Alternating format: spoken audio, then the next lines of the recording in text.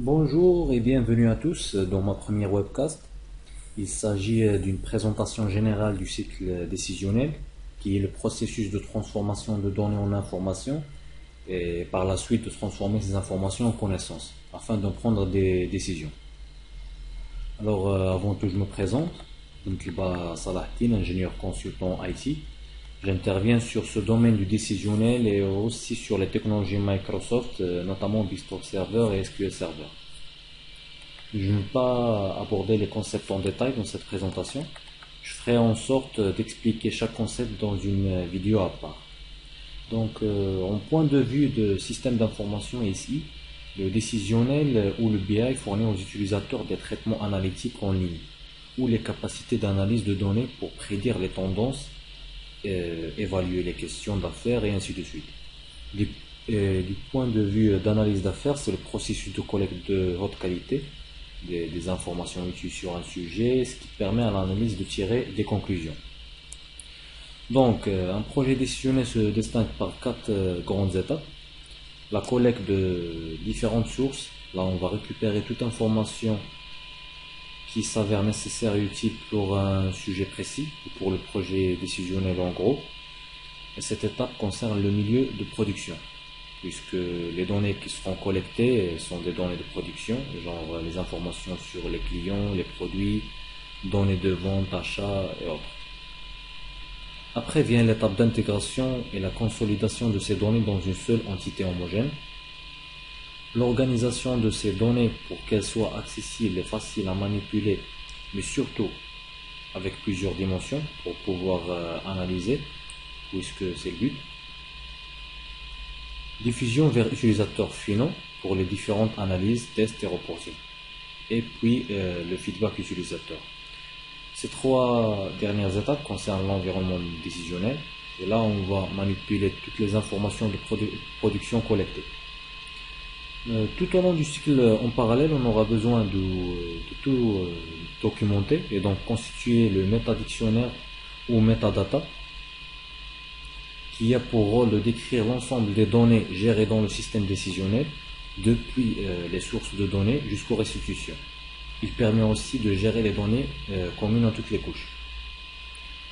Les sources de données peuvent être internes, telles que sa propre base de production, un CRM, des fichiers plats, XML, Excel ou autres utilisés en interne. Des sources externes aussi, telles qu'Internet, des études et des recherches réalisées, des services web ou d'autres bases de données de partenaires. Ces sources de données sont donc en général hétérogènes. C'est pourquoi il va falloir passer par une phase dite d'intégration pour pouvoir les manipuler avant de les stocker dans notre système d'aide à la décision. Cette couche qu'on appelle ETL offre des fonctions d'extraction de données issues de différents systèmes, de transformation de ces données. On peut homogénéiser, filtrer, calculer ou nettoyer des propriétés ou des données qu'on a extraites. Et puis leur chargement dans une seule entité qui est une grosse base de données, et cela nous mènera vers la phase 2. Cette phase destinée à stocker les données issues des systèmes de production opérationnels dans un entrepôt appelé Data Warehouse, elle garantit la délocalisation de la charge de calcul et une meilleure disponibilité des sources. Cet entrepôt contient les données orientées métiers, non volatiles, on veut dire des données datées, historisées et documentées. Cette structure de données est généralement dénormalisée afin de pouvoir optimiser les temps de réponse lorsque l'on fait des analyses de type OLAP, qui se réfère à une base de données multidimensionnelle.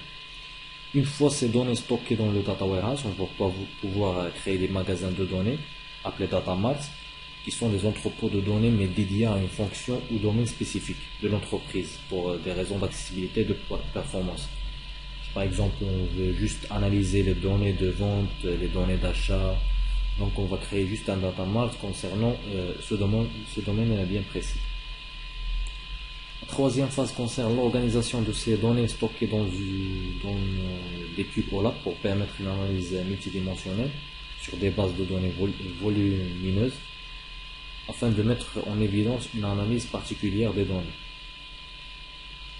Grâce à l'OLAP, les utilisateurs peuvent créer des représentations multidimensionnelles appelées hypercubes ou cubes OLAP tout simplement, selon les critères qu'ils définissent, afin de simuler des situations. Par exemple, savoir la quantité vendue d'un produit dans une région précise lors d'une période, ou bien trouver les régions où un certain produit est le plus vendu. La dernière phase concerne l'exploitation ou bien la restitution des résultats. Et à ce niveau-là, on distingue plusieurs types d'outils différents. Les outils de reporting et de requête permettent la mise à disposition de rapports périodiques, préformatés et paramétrables.